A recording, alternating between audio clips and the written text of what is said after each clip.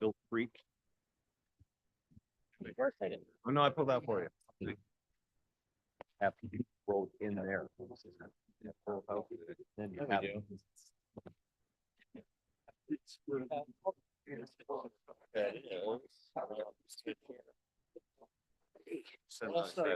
Yeah. But you would need two signatures. Someone kicks me out, I'll go somewhere else. Hey, yeah.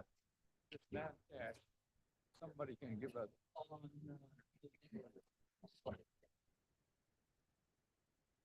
I'm gonna ask, staff to do that. We have to have a separate meeting for that, I guess. My dear, how are you? Yeah, Mark's gonna cover it. I haven't done that before. Hey, Rick. Listen. I'm gotta leave at 11 for about 10 minutes. Rob Villa wants to talk. There's someone to talk to him on the phone, but I'll be back. For short-term rentals, Mr. Grape.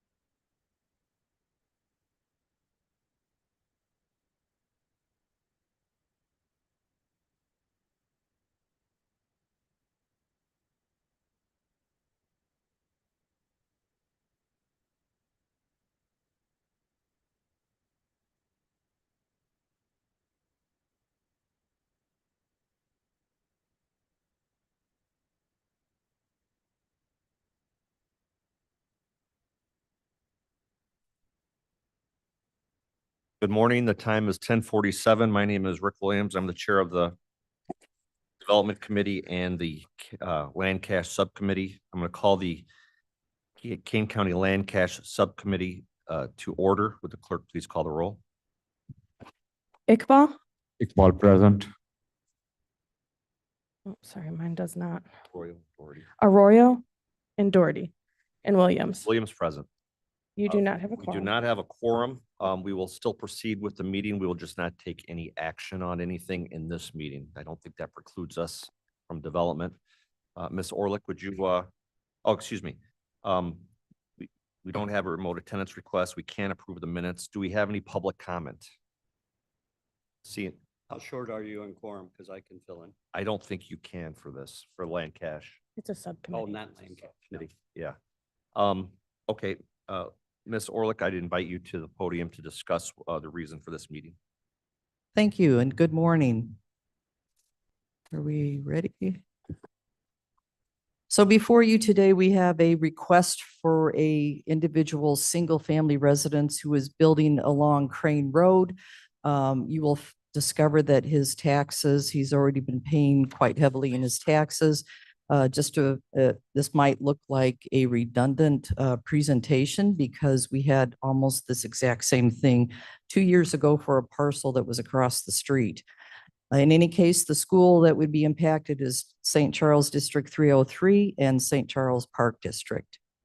So just to refresh your memory, purpose of land cash is to close that gap between when a resident occupies their house and when their taxes catch up. There's typically about an 18-month lag time. So those folks are in the system, they're getting services, but their taxes are not yet paying for those services. So the state had implemented this process back in the 70s in which this land cash occurs to help offset the costs that those school districts and park districts incur with those new neighbors. So in our ordinance, there are situations where it's unusual or it would be unfair or unjust to enforce the land cash. And that is what is before you today. So the site we're looking at is a 15-acre site. It's over off of Crane Road, just south of Bolcom.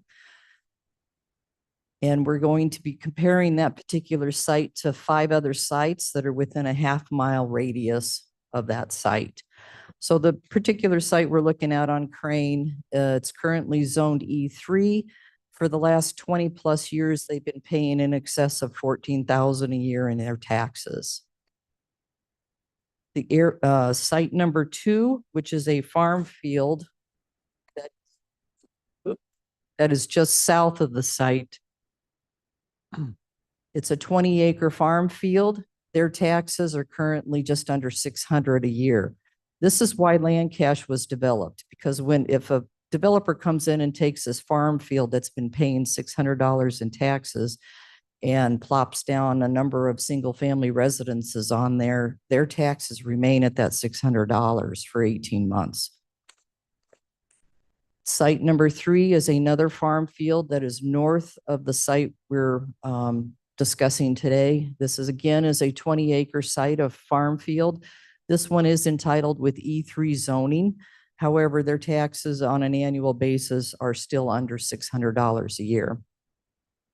Now, site 4 and 5 are directly across the street from the site we're looking at today. Site 4 is already improved with a single-family residence. It's roughly on 2 acres. It has a zoning of E3. Their taxes are just over $17,000 a year. So for site 5, which is in the same subdivision, oops, I apologize. For site 5, which is in the same subdivision, but it is a vacant lot, their taxes on an annual basis run around $4,000. So in the land cash calculation, it's based on the number of bedrooms. In this case, this particular single-family residence that is proposed would pay $13,615 in their land cash obligation. But if you recall, their taxes are already over $14,000 a year. So this parcel has paid $290,000 over the last 20 years, but they have never generated any kids or families from this site.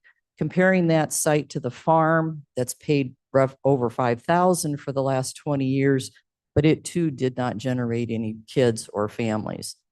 So this is the standard pie chart showing how much the taxes go for each of the different entities. This particular single-family residence that's paying currently over 14,000, roughly 75% of that money is going to the schools and the parks. For the farm, same percentage is going to the schools and parks, but they're only spending less than 600 a year. So the technical staff found that the owner presented a request for relief from the school district and the park district for the land cash fees. Given the history that have been paid on this parcel, it is the opinion of the plat officer that enforcement of the land cash ordinance would be unfair. And I had placed on here that we had advised the schools and the parks that we were doing this and we had not had a response. I have, since I submitted this PowerPoint for your viewing, I have heard from St. Charles Park District, and I would like to read that email into the record, if I may. This is from the director, Holly Cable. Thank you for the information. Based on the attached information, we understand that the county is the only entity that has the authority to adjust fees depending on the circumstances, and we support the county's assessment and determination regarding adjustments that are made if there is unusual or unique circumstances. So other than that, the school district did not provide any additional comments. So before you today is a recommendation to allow this particular parcel relief from the land cash. This will be presented again to you during development committee for your approval. Ms. Orlick, what is the name of the property owner? Oh.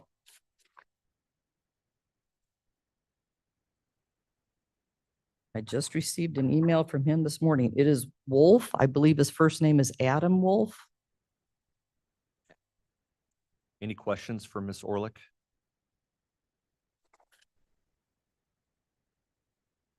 Okay, thank you.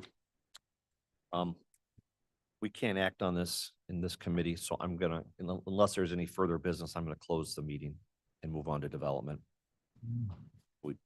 Okay, so I'm closing the meeting. I'm now gonna call the Kane County Development Committee meeting to order. The time is 10:50.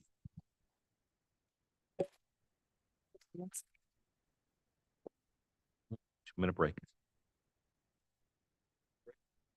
2 minutes, oh, or less. I already took my break, so.